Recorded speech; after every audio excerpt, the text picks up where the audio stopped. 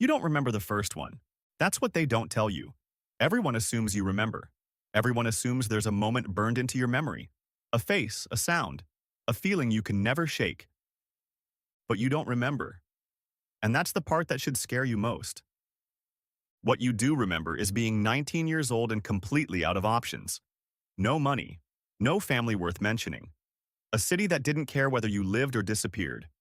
And a man named Caruso who sat across from you in a diner on a Tuesday afternoon and told you he had a job that paid better than anything you'd ever find on your own. You said yes. You didn't even ask what the job was.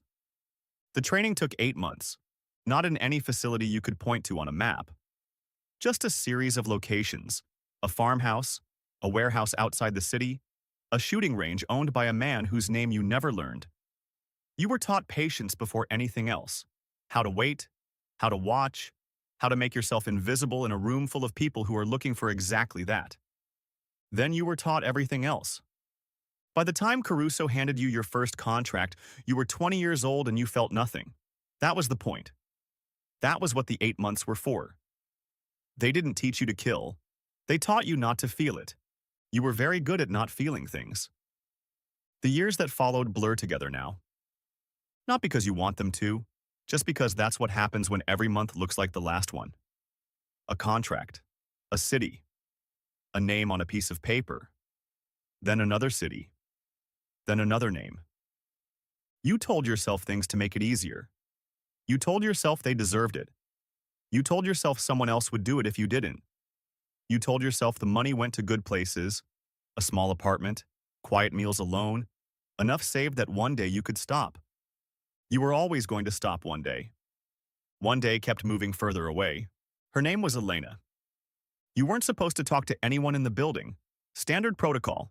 Get in, observe, get out. The contract was a businessman on the 14th floor. Standard arrangement, nothing complicated. She was in the elevator, reading a book. She looked up when you got in and said the title was better than it looked if you'd been thinking about reading it. You hadn't been thinking about reading it. You hadn't been thinking about books at all. You said you'd keep that in mind. The job went as planned. You were out of the city by midnight. 3 weeks later, you took a job in the same city on purpose.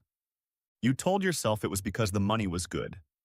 6 months of reasons to be in the same city.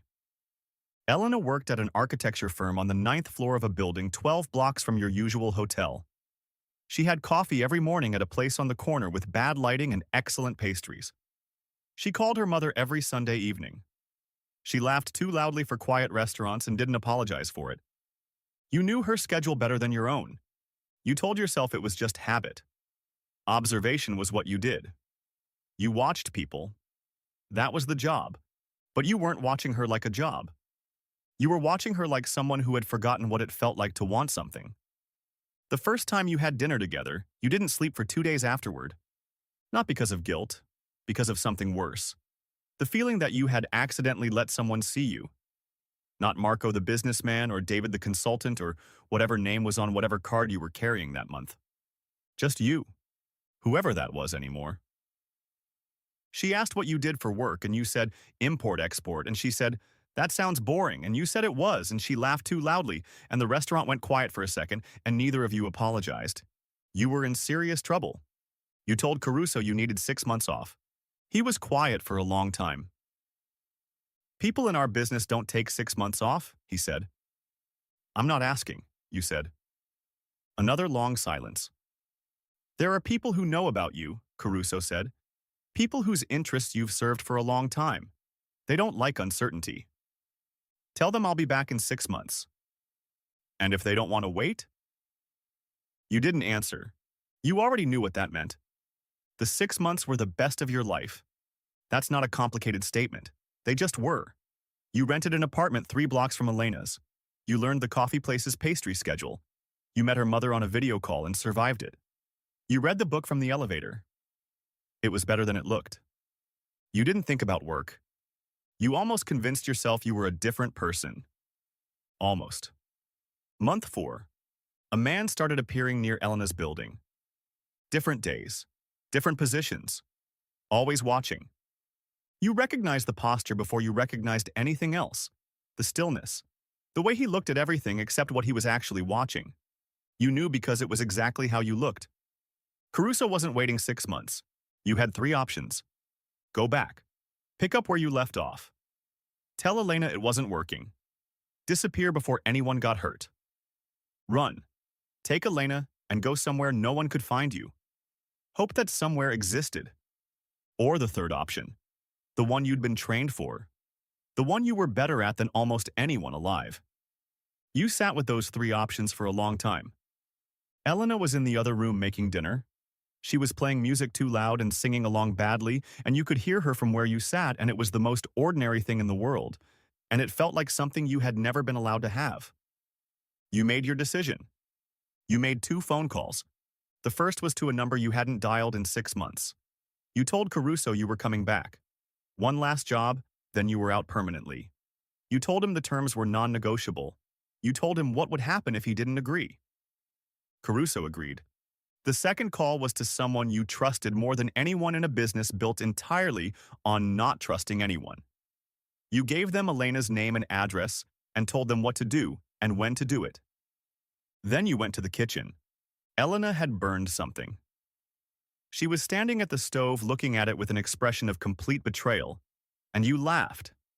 Actually laughed. For the first time in longer than you could remember. You had dinner. You watched a movie. You went to sleep. In the morning you were gone. The last job took 11 days. You don't think about those 11 days. What you think about is day 12. Standing outside a small house in a city with a name you'd never heard before 6 months ago. A bag with everything you own in the world, and Elena opening the door before you even knocked because she'd been watching for you from the window. She didn't ask where you'd been. You didn't explain.